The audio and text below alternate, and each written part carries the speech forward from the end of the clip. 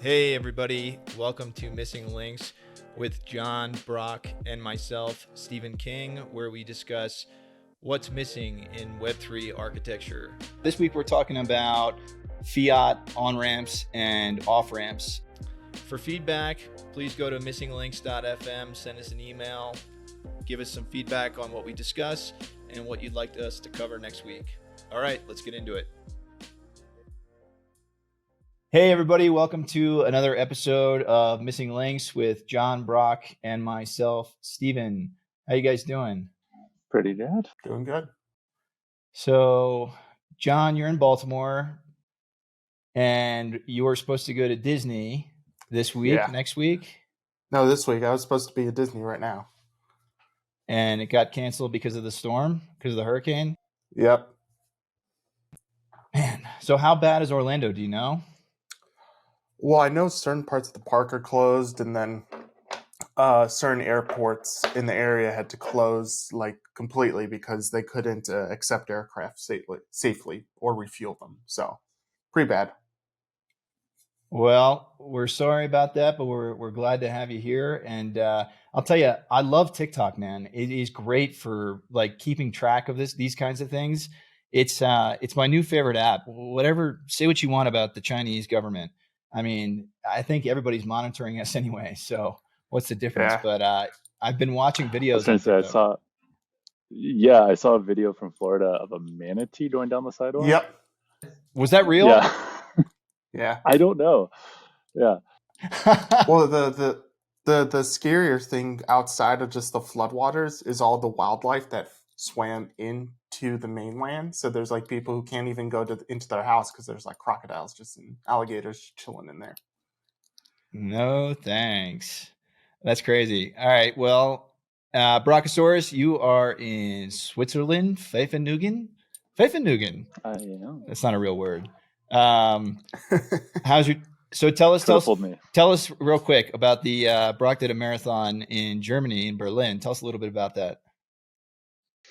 Yeah, it was good. Yeah, it was the Berlin Marathon, one of the 6 world majors. Got right under 3:45 for my time. Woo woo! Kipchoge, of course, beat his own world record, which is crazy.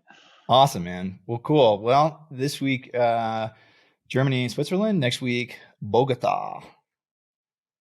That'll be fun for DEF CON. All right. Well, so this week we're talking about Fiat on-ramps and off-ramps. And this is something that anybody that's building an app in Web3 that has anything to do with finance, which is not all, but it's a good majority, has to deal with this at some point. And we had to deal with this on various projects. And just to provide some background, we had an escrow product, and it was title companies and other real estate companies that basically didn't want anything to do with crypto, but liked the idea of having a smart contract that could act as the escrow agent. And so we used a company called Wire, who just got acquired in April for a couple $1 billion.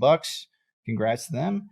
And I think things have come a little further. But before we go any further, John, what is explain what we're talking about here? Yeah.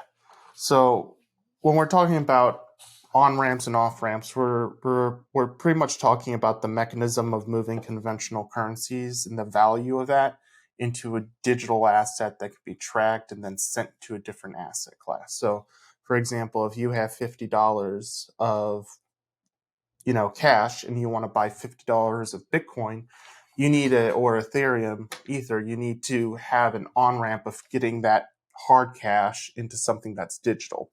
Coinbase, Wire, a lot of exchanges do that. And then in reverse, the off-ramp component, let's say you want to pay rent in crypto and your landlord doesn't take the crypto, you need to turn that back into their local fiat currency, be it pounds, euros, dollars. But yeah, it's just going in and out, thus called on-ramp, off-ramp from crypto. Perfect. Brachiosaurus, do you have anything to add? I do not. That was great. I don't know if you guys remember. So my first crypto transaction was local Bitcoins. I basically took our rent money in 2013 and bought a bit. I think I bought the most expensive Bitcoin. It was $1,200. And as soon as I bought it off. I had to literally go meet this person face to face. And as soon as I bought it, driving home, and the price starts to tank, and I'm thinking, man, this is a really bad idea. And so since then, things have come a long way, but still there's some challenges there.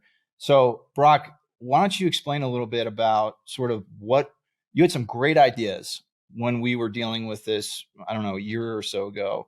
But if you want to go down that path, or if you just want to harp on where things have sort of come to today, either one would be good. I don't know that there were great ideas. There were ideas. I think a lot of the on-ramp issues, if you will, come with just crypto going mainstream. And so as it becomes mainstream, it also becomes safer, and you get governments and regulators stepping in to enforce that.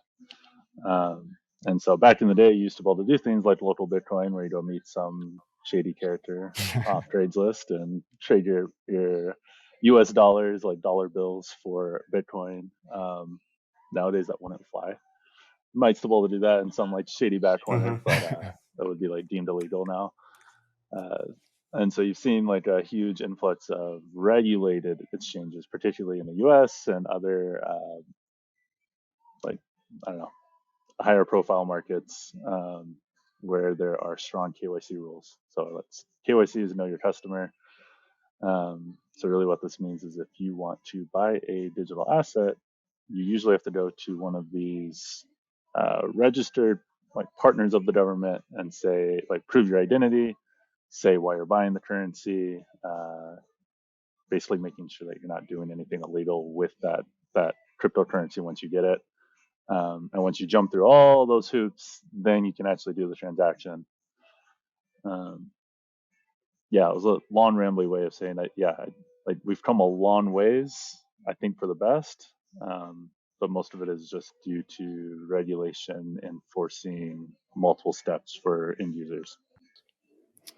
Yeah, so I remember we were going to actually literally just take in dollars and hold a pool of crypto and send those using a MetaMask address, and our attorney advised us not to do that because there's all sorts of regs, and so John, just either regs, do you want to go down that path, or I would be interested. I don't know if you can talk about this, but because MetaMask is part of Consensus, I'm just curious, they don't do KYC right now, but do you foresee KYC being part of the onboarding process in the future for MetaMask? Or do you think that because it's just purely crypto, will stay separate? So I don't know per se for that project, but my own personal opinion is that it's very hard for MetaMask or any type of decentralized wallet to do KYC, because that requires that wallet to be in some capacity the central the wallet itself, the organization would have to become almost a broker. They would have to validate you're allowed to transfer funds. I don't think it would go that way. If there was ever like a custodial kind of thing, maybe. But short term, I think short term and medium term, long term, who knows? But medium in the short and medium term, I don't think that will ever happen to any wallet unless it's a hot wallet that's on an exchange, because by law, they are the money transmitters. They are the brokers. So if they send $1 million to someone who's using that for, trafficking or illegal activities, they're the ones on the hook. So, I'm surprised that this hasn't become, maybe it is, I don't know. I'm surprised that Coinbase or somebody hasn't created an API where guys like us that are building apps and need to process just, hey, let somebody swipe their Visa card or Amex card and let those dollars just convert and be sent to this smart contract that we have. And we just want to build the smart contract. We just want to leverage your API to do the conversion. You take a VIG for doing that, and then we'll all go about our business. Does this exist? Or if it doesn't, why doesn't it? And if it does, who's doing it? I was going to say, you're starting to see this, and this is just bigger component of the microeconomy for what they call micropayments, and you're seeing a lot of companies like PayPal, Apple, like the payday, like the pay later and equal installment companies who are like doing all these ways of doing micropayment processing. There's starting to be a push where people want to pay for things in small amounts and or have on ramps of accepting small payments, but there's no money there. So they make it on the back end of that. So there is demand for something like that, but I think the bigger issue becomes, is it profitable if it's such a small amount? And if we do it, what's our exposure when it comes to KYC or other stuff like that? Because at the end of the day, who is ever switching the money, they have to be able to say it wasn't for illegal purposes. Well, I was trying to say there are, on the developer point, there definitely are services like Wire with a Y, MoonPay. I believe Coinbase has something similar where there's, I think they even have an integration with Shopify. So they put a like pay with Coinbase button on your site, and the developers don't really have to worry about it, but the end users still have to go through the whole KYC flow. It's clunky. What I think would, Yep. yeah, what I think would be amazing is if somebody did a KYC oracle. So like we have the OFAC blacklist as an oracle. Why not do a KYC oracle? So like if your address is already pre-approved to like receive funds, then great, you can go purchase money, skip the whole KYC that's been done elsewhere. That's a great idea. But that opens up another issue. Who's the central authority to, like, how do you, like, there's this whole thing about like getting verified online, like the blue check mark, and how you can trick the algorithms to give you a blue check mark, and there's like many ways of doing it. But can that then eventually be done with KYC if it's kind of an oracle? Well, that's the thing. It effectively is. It's just not on chain. It's like companies like Coinbase, Kraken, FTX, whoever it might be. They have these databases. They're just centralized. That's a fair point. So if they're trusted entities, so if let's say there's trusted entity, Coinbase, FTX, whoever, they play into this Oracle network, and if they validate that this address is valid through KYC, I could see how you could have like a semi-decentralized KYC system where they're still on the hook if they lie or something like that. But the question becomes, let's say I see that address ABC has been KYC'd, and I'm like, cool, I don't have to worry about it, and I move money, but you who validated the KYC lied, who's at fault? Because even though I did something that's considered illegal by doing that transaction, it was based off bad information. So it's kind of like you get this weird dynamic on like, how do you validate that someone else did it right? Yeah, I mean, this is where lawyers can make all their fees and come in and write the rules around it. But yeah, I think generally if you could convince these centralized entities to decentralize their existing KYC validation, it would be a huge win for the market. 100%. So that's the identity, I guess. Does that need to be solved first? That was one of the topics that we were going to cover, and we probably will in the future because that's a hard nut to crack. But I mean, I guess the other alternative would be, look, if this technology really goes mainstream, which it looks like it's headed in that direction, it looks like governments are going to get involved one way or the other. And so why not just have, I don't want this, maybe this would be a good thing actually. Doing taxes is really difficult. So I'd rather almost give the IRS, hey, KYC me, here's my address.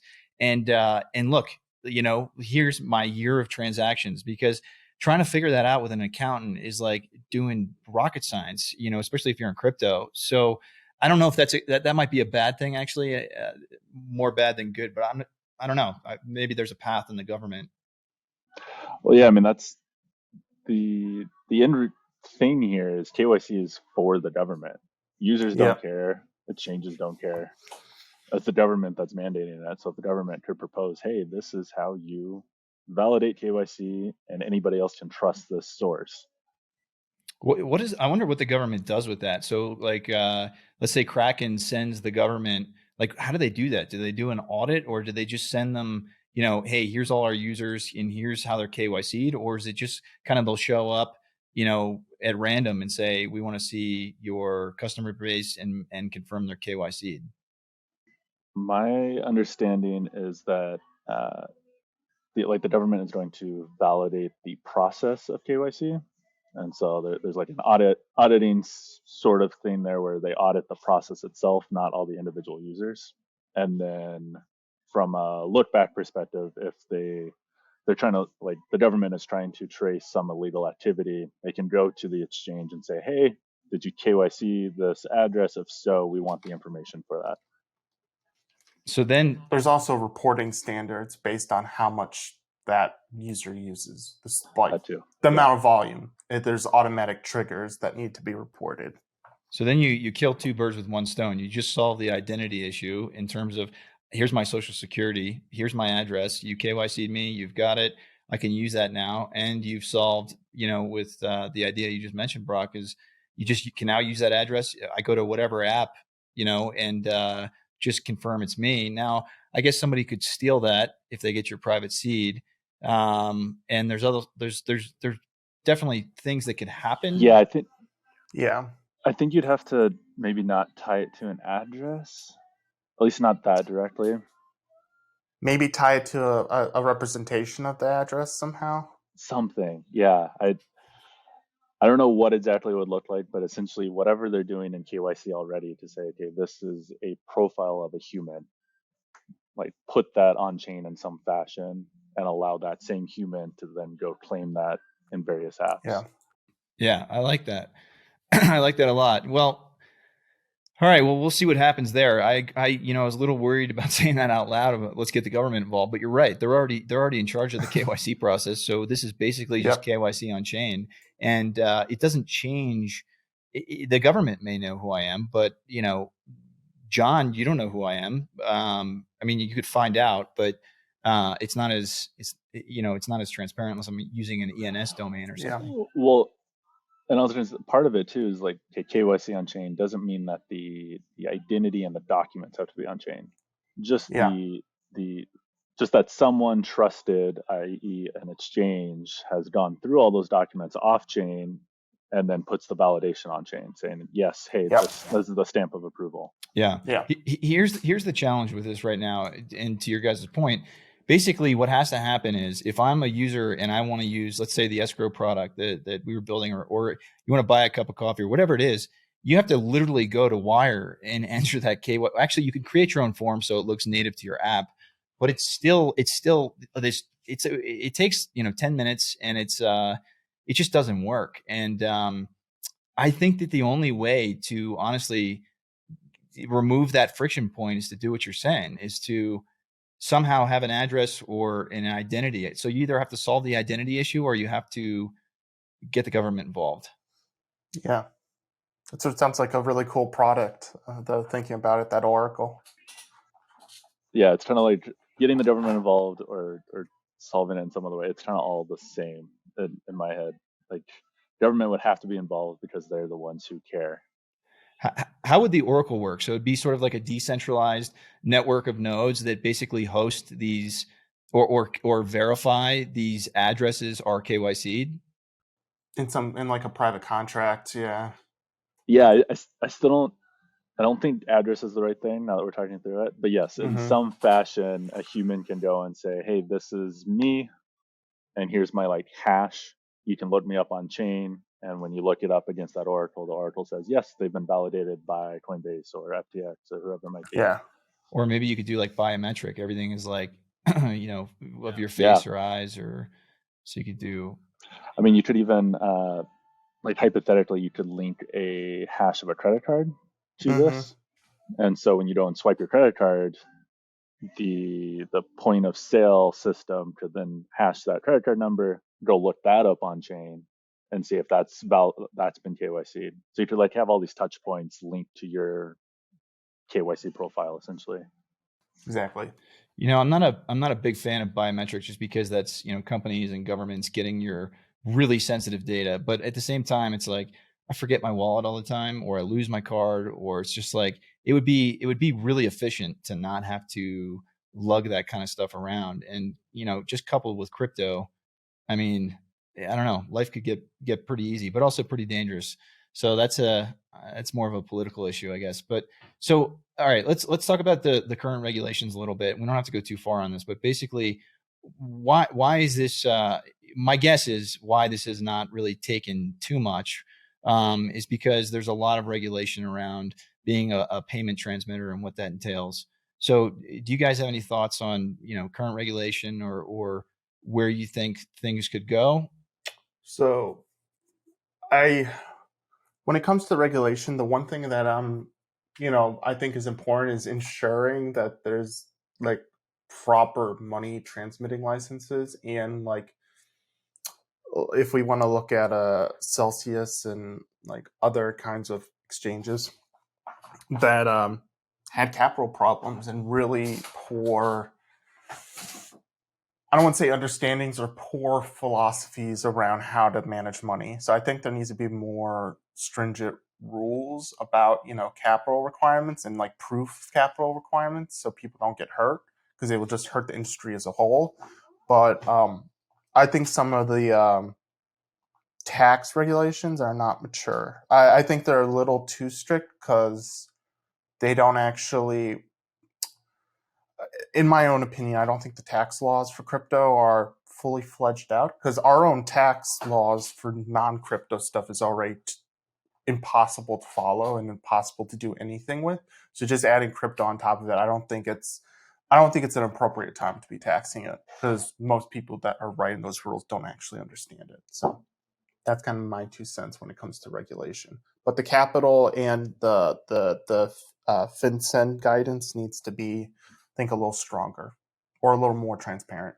Well, the problem is right now that it's an expensive process here in the U.S., but even more so. So we have a company in Switzerland, company in the U.S. Brock, you're in Switzerland.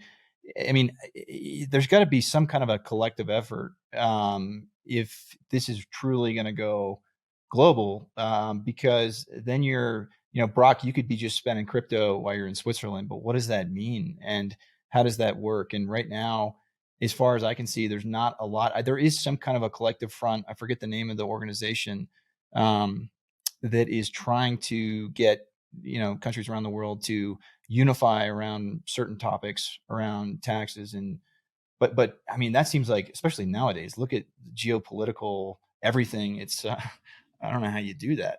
Everyone has their own interest. And I think that's why bank as a service and neobanks are becoming such a big thing, because they put all that initial upfront capital to building out the on-ramp, off-ramp system so that you're compliant in whatever country you're operating. So I think the future of this will iterate to where you use like banking as a service and an API to manage all the banking. And then that would kind of maybe spill over into a more global standard of, reporting and just dealing with some of the user agreements between who controls what. So, have you guys seen any projects that are building in the space, or is it mostly Coinbase and the big guys? A company called Zero Hash is actually based in Chicago. They are what is called a banking as a service. So you just you could plug in whatever system into it. They can, exchanges use them to like test out, A/B test different products overseas, because they have all the FinCEN certs. They're just a proxy to move the funds. So they're doing a lot in actually building out the more compliance automation so that people can not worry about that kind of stuff. Because to kind of what we were saying earlier, like the biggest issue right now is you have to have the upfront capital, and just getting the licenses with all the lawyers and everything is very expensive. But if you pay $100, $500 a month for a service that does it off the bat, like, and already has the licenses, that's huge. Yeah. I can only imagine. So, Brock, you probably heard this idea, but for podcasting, like if you've got a decent following, then just through the advertisements, you could make a deal that says, hey, we're going to take this 30-second slot. You usually pay 10 grand for it. I'm basically going to put the 10 grand in the contract, and the contract will release based on the amount of people that listen to the full ad. And then what I would say is to my following, hey guys, if you listen to this ad and don't like power through it or fast forward through it, then I'll get paid. And that way that you're not asking your users to donate, you're making a pretty fair deal with your advertisers because at least people are listening to it. And I don't know, I think that's a win-win for everybody. But and I've been blown away that nobody's done this yet. Maybe somebody's working on it right now. But this is I've been thinking about this for years. And I guess it's because there's not this mechanism, this API that makes it easy for, sort of regular people to come into this ecosystem that we're in. Well, so what the flip side of what you just mentioned, I think, is really interesting. So KYC, all the regulations, they only apply if you're buying crypto. There's a potential other on-ramp that we haven't, as an industry, fully explored yet, which is earning crypto. So you don't play a game, you earn crypto. You didn't buy it, you never traded, you don't have to be KYC'd. But if you can find these mechanisms online, you do work, you get paid in crypto, never have to be KYC'd, never have to jump through all the hoops, and it's kind of this seamless or more seamless on-ramp, if you will. I like that. Well, you could theoretically not have to report it because you're never KYC'd in the first place. Yeah, that's interesting. I guess the other thing too is that you could do like you did your NFT project, hot dog, something, and what's it called? Oh my gosh, this is embarrassing. It's I just read it's a weird name. Yeah. Anyway, so hot dog time machine. Yeah, hot dog time Yes. machine. Yeah. So if you're listening, this isn't investment advice, but get yourself a hot dog time machine NFT. So no, but I guess you could also, if you've grown a big enough network, then you could give away something like an NFT or the only, I guess, what's the difference? Because then people just need to learn MetaMask or something like that. But it doesn't look like MetaMask or any of these wallets are going to get any easier. So a seed is what a seed is, and there's eventually going to be maybe Coinbase's custodian. I don't know. I have never used one of the big custodian providers, but maybe they're good enough where like my dad would feel comfortable using it or something like that. So there's one provider worth mentioning in that particular arena, Magic. I don't know if you guys remember that, but it's authentication. So they do Web 2 authentication, but behind the scenes, they've had this hidden feature that they now market, which is a semi-custodial wallet. So the way they authenticate you is with zero knowledge proofs tied to a wallet that they don't have control over. And so you get access to it by logging in. And so they can't use it, but you still can, and you never have to know a seed phrase. That's interesting. Yeah. Hold on. This is going to go a little longer today. I need to wrap my head around this. So let's just kind of step by step. And if you don't know too many details, that's fine. But I'm just curious, what do you mean? So basically, I go to Magic and I get a wallet, right? So what it is, do you know like Auth0? Yeah. Okay. But Auth0 is basically the app that you download that gives you every 30 seconds a new string of numbers. That's Auth. Oh, Auth. Okay. Different one. So this is more like you go to a website and there's a button to like log in with Google. Okay. Right? And you have like all these social connections, and so you can log into this other site through a third-party social network. Right. Okay. Magic is essentially a conduit to facilitate that. So they're taking on players like Auth0, and so you can like log in with email, social, username, password, text message, whatever it might be. All these different authentication mechanisms. They like create a seamless profile, and then you're logged into whatever the actual application you're trying to get to is. So that's what it. Do you get a wallet though? Is that at the surface? They're Web 2 authentication. Underneath it, the way they power this is by giving you a wallet. And so they were doing it behind the scenes for years, and then they raised a bunch of money, and now they're like trying to get into the Web 3 authentication space. So you could like theoretically log into a DApp using your email. That's awesome. That's really cool. And so basically, my dad would be able to use his Facebook account. He'd have a wallet, and as long as he doesn't lose, his password for his Facebook account, or it doesn't get hacked or something like that, then he can basically use this to get into his wallet. That's a brilliant idea. I like that a lot. But it still brings some of the pain of Web 2 and hacking and, password stealing back into the space a little bit. Well, but that's I I don't know the full technical details, but I know they're using zero knowledge proofs on the back end so that they can't access the wallets. That's fair. There's like, if they get hacked, nothing's lost. That's fair. So then it's just up to my dad not to get hacked on Facebook. Yes. Yeah. But I don't know how like signing works in the wallet. I don't know what that mechanism looks like. But yeah, there's some sort of control element where you'd have to log in with like Web2 auth that he's comfortable with, and then have access to the Web3 space. Man, what a world it would be if you could somehow for like 1 year get all these black hats to go white and put all that energy into like something productive. I mean, it would be pretty amazing because it's like they're very smart. The world. They're very creative in the way that they figure things out, but it's just to the detriment of all of us. Yeah. All right, cool. This was fun. This was a good episode. So we'll wrap it there. If anybody has any questions, comments, hello@missinglinks.fm. Somebody checks that email and occasionally, so we'll get to it. Thanks, guys.